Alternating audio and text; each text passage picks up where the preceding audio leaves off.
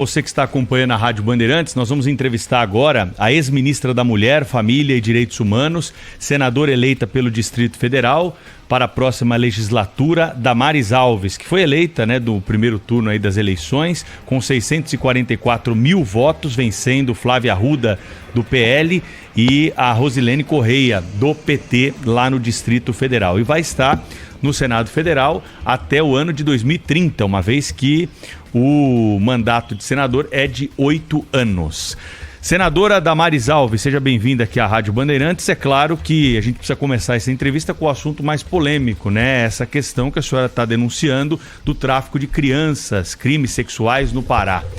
Quais são as informações que a senhora tem sobre esse assunto? Quando que a senhora ficou sabendo disso? Por que a senhora não denunciou antes? Acho que são essas dúvidas que o ouvinte da Rádio Bandeirantes tem sobre esse assunto, para a gente começar a nossa conversa. Senadora, bom dia. Bom dia, que alegria estar falando com vocês. Obrigada por essa oportunidade de esclarecer algumas coisas. Olha, eu não estou denunciando, eu estou trazendo à luz o que já estava denunciado. Eu trabalho com relatórios do Ministério Público, das CPIs, das 3 CPIs que aconteceram antes de eu tomar posse, e criamos um programa nacional de enfrentamento à exploração sexual de crianças e adolescentes no Marajó, com base ao que já estava sendo investigado. O que eu fiz foi falar o que estava sendo investigado. Então, dizer que Damares descobriu e não denunciou é ao contrário. Damares anunciou o que já estava denunciado em 3 CPIs e pelo Ministério Público lá do Pará, que já investiga há muitos anos a exploração e o tráfico de crianças. Muito bom dia, senadora Damares Alves, bem-vinda ao nosso programa. Eu estou muito intrigado com tudo isso, porque é assim, a senhora está sendo denunciada, tem um certo viés aí de perseguição, depois de uma eleição realmente muito expressiva. No Distrito Federal, salvo engano, a senhora foi eleita com mais de 45% dos votos, alguma coisa como isso. Quer dizer, uma eleição para o Senado é um desempenho e tanto. Isso provoca e tem inspirado muitos discursos de ódio, E a gente vê que pessoas que se apresentam como preocupadas com os direitos humanos é que investem contra a senhora, nesse caso na Ilha de Marajó. Mas olha, não faz nem uma semana que houve uma denúncia, inclusive na Delegacia de Crimes de Repressão a Crimes Cibernéticos aqui da Polícia Civil do Distrito Federal, de ameaças de morte para a senhora. Eu não vi nenhuma entidade de direitos humanos, parlamentares, movimento de mulheres, ninguém solidário à senhora, ou manifestando algum tipo de preocupação com aquela intolerância.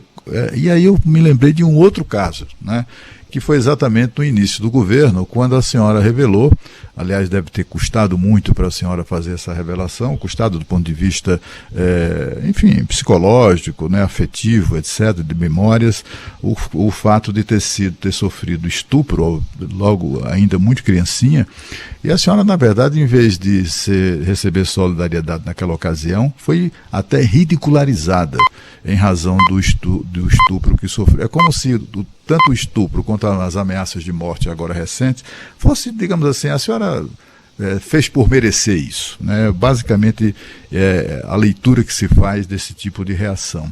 E aí eu continuo insistindo numa pergunta que eu lhe fiz aqui certa vez durante uma entrevista e lembrei daquela coisa lá da atitude de muita gente que ridicularizou a senhora. Como a senhora se sente diante disso tudo, Porque é impressionante, tem até abaixo-assinado aí nas redes sociais pedindo a sua cassação de um mandato do qual nem sequer tomou posse. E aí eu queria saber como é que a senhora se sente diante de tudo isso. Incomodada, Cláudio Humberto, incomodada. Você acompanhou o meu trabalho no Ministério, mas você cobre a política nacional, você sabe que eu sempre estive lá nos bastidores, gritando por tudo isso. Os parlamentares que passaram pelas casas de leis em Brasília, nos 25 anos, sempre souberam da minha luta nos bastidores. Depois eu tive a bênção de ser ministra e trazer à luz como ministra, e agora vou levar à luz como senadora. Só que o que me incomoda é que ninguém fez um abaixo-assinado para que seja investigado o tráfico de criança. Pelo contrário, fizeram um abaixo-assinado para se calar quem falou que existe tráfico de criança. Eu não vi nesses movimentos nenhuma preocupação com a criança, mas com a Damares. É isso que me incomoda. Eu não me importo de ser alvo de cassação, eu não me importo de se me matarem por essa causa. Se preciso for, Cláudio Humberto, eu dou a minha vida. Por essa causa eu pago qualquer preço, mas o que está me incomodando neste momento é que ninguém fez nada dizendo, vamos investigar essas denúncias, mas não, estão se mobilizando para calar quem trouxe a denúncia, quem trouxe à luz a denúncia, porque as denúncias já existem há muito tempo, Cláudio Humberto. Vamos lembrar da CPI do Magno Malta? O Magno Malta foi para a Ilha do Marajó para proteger Dom Ascona, o bispo Dom Ascona, que estava sendo ameaçado de morte por ter denunciado o tráfico de crianças. Quer dizer, há quantos anos tudo isso existe, mas eles fazem um abaixo-assinado para me caçar. Então, assim, o que me incomoda é, cadê a sensibilidade com as crianças? Cadê o amor pelas crianças? Não estão demonstrando amor às crianças nesse caso. Quanto a mim, ameaça de morte são muitas. Deixa eu falar uma coisa, Cláudio Humberto. Existe uma indústria por trás de tudo isso. Existem poderosos por trás de tudo isso. E é claro que sem imunidade parlamentar, eu incomodei. Imagine eu agora no Senado, com imunidade parlamentar, e já querendo abrir uma CPI, e na CPI eu terei poder de polícia, você sabe disso. Então você imagina que realmente eu serei um incômodo. Mas assim, Cláudio Humberto, eu não vou recuar, eu não vou ter medo. Alguém tem que tocar em assuntos tão sensíveis como este. E o povo do DF que me elegeu sabia que eu iria por uma causa para o Senado. Eu estou honrando os meus eleitores do DF em não me omitir e não me acovardar. Senadora Damares Alves, senadora eleita pelo Distrito Federal, ao vivo conosco aqui na Rádio Bandeirantes. Bom dia, senadora, aqui é a Thaís Freitas. E eu queria continuar nesse assunto porque o que foi dito pela senhora é de uma gravidade tão grande que choca e deixa, tenho certeza, o nosso ouvinte aqui perplexo, não é? A senhora disse, por exemplo, que crianças de 4, 5 anos estavam sendo utilizadas para crimes sexuais e que tinham os dentes arrancados para praticar sexo oral, entre outras coisas. Não vou aqui me aprofundar porque não quero chocar além da conta o ouvinte da Rádio Bandeirantes. É algo tão grave, tão agressivo, que é claro que quem ouve uma afirmação como essa se pergunta, existem elementos mesmo indicando que isso aconteceu? Quando isso aconteceu? E o que foi feito para impedir que isso seguisse acontecendo? Quais são as respostas que a senhora tem para isso, senadora? Thaís, veja só, isso tudo é falado nas ruas do Marajó, nas ruas da fronteira. No começo do meu vídeo eu falo Marajó, porque é onde a gente começou o programa. Mas o tráfico de crianças no Brasil acontece em áreas de fronteira. Se você observar a minha atuação como ministra, eu me concentrei muito no norte do país, porque o presidente Bolsonaro levou programas de desenvolvimento ao norte do país, como o programa de ampliação de energia elétrica para cidades do norte do país. Em áreas de fronteira, a gente ouve coisas absurdas, Thaís, com relação ao tráfico de mulheres e ao tráfico de crianças. Essa coisa de que as crianças, quando saem dopadas e seus dentinhos são arrancados aonde elas chegam, a gente ouve nas ruas da fronteira. Na CPI, lá atrás, já se falava de que forma essas crianças são traficadas. Elas ficam dopadas 24 horas. Elas são levadas em caixas, são levadas em saco. Isso é, assim, ó, todo mundo na fronteira fala. Quando eu trouxe à tona, o pessoal se assustou. O que me deixa triste é imaginar que milhões de pessoas não sabiam disso. Mas isso já tem sido dito há muito tempo. E o Ministério Público, os delegados da região, recebem muito desses relatos. Mas então, investigações foram nesse sentido e comprovaram a existência desses crimes horrendos, senadora? Sim, existe comprovação, sim. Thaís, eu não falaria uma coisa que eu não tivesse documentos e provas, filha. Eu não sou louca.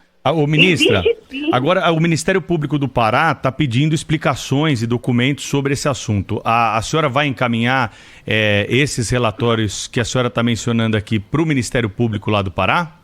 Deixa eu te falar uma coisa. Nós colocamos o Disque 100 dentro dos barcos nas regiões de fronteira para acolher o maior número possível de denúncias e elementos para encaminhar ao Ministério Público. Tudo que chegou nesses barcos, tudo que chegou na Ouvidoria Nacional foi devidamente encaminhado ao Ministério Público. Quando nós assumimos, nós fizemos acordos de cooperação técnica com todos os Ministérios Públicos da Fronteira e o Ministério Público Federal. Eu só quero lembrar que as coisas que chegam na ouvidoria, a ministra não tem acesso. A ouvidoria encaminha diretamente ao Ministério Público, porque são dados sigilosos. O que eu falo no meu vídeo são as conversas que eu tenho com o povo na rua. Eu não tenho acesso, os dados são sigilosos. Mas nenhuma denúncia que chegou na ouvidoria deixou de ser encaminhada. O que me causa estranheza é que o próprio Ministério Público, que acompanhou a CPI lá atrás, uma CPI feita pela Assembleia Legislativa do Pará, dizer que eu tenho que provar. É o Ministério Público que estava acompanhando. Eu crio um programa a partir das investigações já existentes. Imagine meu susto quando eu chego quando ministra e descubro que isso tudo está sendo investigado. Então, o Ministério Público investigava e eu entro com um programa de desenvolvimento socioeconômico. Eu não acabo com o tráfico sem energia elétrica. Eu não acabo com o tráfico sem geração de renda. Não acabo com o tráfico sem programas de conscientização. Esse era o meu papel. E o meu papel eu fiz. O papel de polícia e de investigação é da polícia e do MP. Agora eu quero que vocês entendam que nós estamos diante de um período político. O governo do Pará é extremamente contra o governo Bolsonaro. Então eu quero que vocês entendam que estão tensionando esse ponto que me deixa triste num período eleitoral. Vamos deixar passar a eleição? Vamos conversar sério, olho no olho, depois da eleição? Estão politizando um tema complicado. Então vamos esperar passar a eleição. Eu não fiz isso em programa eleitoral. Foi um depoimento do meu coração dentro de uma igreja que mais uma vez vaza e vira uma politização. Mas vamos deixar passar a eleição, vamos sentar e conversar sobre isso e vamos agora, gente, mudar o orçamento da União, que foi o que eu prometi, vamos investir em área de fronteira agora, vamos investir na polícia rodoviária, vamos investir na Polícia Federal, vamos rever a carreira desses policiais que estão na fronteira e que estão pagando um preço para evitar o tráfico. Vamos falar sério, vamos enfrentar isso de forma séria. E eu prometo para vocês, serei voz e vou incomodar muito no Congresso Nacional. Quero nossas fronteiras protegidas. Ministra, o governo brasileiro tem alguma informação sobre o paradeiro dessas crianças? Quantas são? Para onde foram? Olha, a CPI de 2013, que tinha como relatora a deputada Lilian Sá, quando a CPI estava querendo ir ao Suriname e à Goiânia, a CPI foi interrompida. Ela pediu mais 180 dias para continuar a investigação nos países vizinhos. A CPI foi interrompida. E ela tem um livro sobre isso, e ela está, inclusive, Cláudio Humberto, à disposição para falar com vocês. Ela me procurou essa semana e disse, sempre quis falar, por que não me deixar ir para as fronteiras? Ministra, a senhora é a favor de uma CPI no Senado sobre esse assunto a partir do ano que vem? Já estamos preparando o requerimento. Eu, senador Magno Malta, senador Alan Rick, que é de área de fronteira, nós já estamos, e deputados já estão me procurando, que acham que tem que ser uma CPI mista, Câmara e Senado. Nós vamos ter que enfrentar isso de verdade. O único problema, né, ministra? O único problema, desculpa interromper a senhora de novo, é o seguinte, é que a senhora é um pouco contraditória quando diz o seguinte, é um assunto grave que está acontecendo e aí a senhora pede depois para deixar para o ano que vem isso, porque nós estamos num momento político. Então, assim, a gente precisa saber a extensão desse problema, porque eu não estou conseguindo entender nas suas respostas quais são os argumentos que o Ministério Público tem, quais são esses relatórios, quantas crianças, por exemplo, foram enviadas, foram alvo desse tráfico de crime sexual. Isso acho que o ouvinte da Rádio Bandeirantes está esperando da senhora. Olha, eu tenho os relatórios das CPIs, que são centenas de páginas. Eu posso mandar para a Rádio Bandeirante e vocês todo dia lêem um pedacinho do relatório. Eu tenho os inquéritos que estão sendo todos investigados lá na região da Amazônia. Só uma delegada em Manaus, ela investiga 8.000 casos de pedofilia. E muitos desses casos de pedofilia estão envolvidos os tráficos também. Então a gente tem os relatórios lá, nós temos os delegados em fronteiras, todos eles investigando. Isso tudo é documentado, gente. Vocês querem que eu fale agora o nome da criança, o número de inquérito, o nome do delegado? Eu não tenho aqui, eu estou em casa, mas tudo isso está documentado. Eu não estou inventando.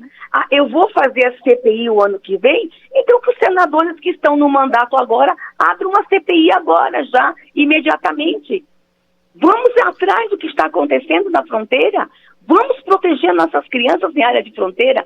Nós temos um relatório do MDH antigo, não vou falar desse, porque agora o governo Bolsonaro está entregando um novo programa de busca de pessoas desaparecidas. Nós temos um relatório do MDH passado em que 11.000 crianças estavam desaparecidas no Brasil. Espera aí, 11.000 crianças?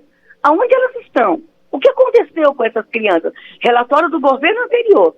O governo Bolsonaro instituiu agora o maior programa de busca de pessoas desaparecidas, feito pelo Ministério de Direitos Humanos e Ministério da Justiça. Até aplicativo já tem agora para que os policiais da fronteira imediatamente fechem a fronteira quando uma criança desaparece lá em São Paulo. Tudo isso está sendo feito em forma de política pública. Os dados existem, os elementos existem, é só perguntar lá na região onde tudo isso está sendo investigado. Senadora, ministra, parabéns pela sua votação, um prazer tê-la conosco aqui na Rádio Bandeirantes no Jornal Gente, é a Sônia Blota que está falando, nós todos queremos ver esse assunto esclarecido, seja com CPI ou não, porque realmente é uma abordagem muito grave, né, e precisamos ir a fundo nessas investigações. Mas eu gostaria de mudar um pouco de assunto com a senhora e fazer a seguinte pergunta. A senhora foi eleita para o Senado com uma base conservadora e também crítica ao STF. Como é que a senhora avalia as reações no Senado sobre possíveis mudanças no Supremo Tribunal Federal? Essas mudanças estão sendo discutidas não só agora. Já faz um tempo que se questiona o ativismo judicial do STF. Se vocês olharem 2016, 2015, já havia toda uma discussão sobre o ativismo judicial, o STF avançando pautas que eram de atribuições do Congresso Nacional. Isso não é novidade.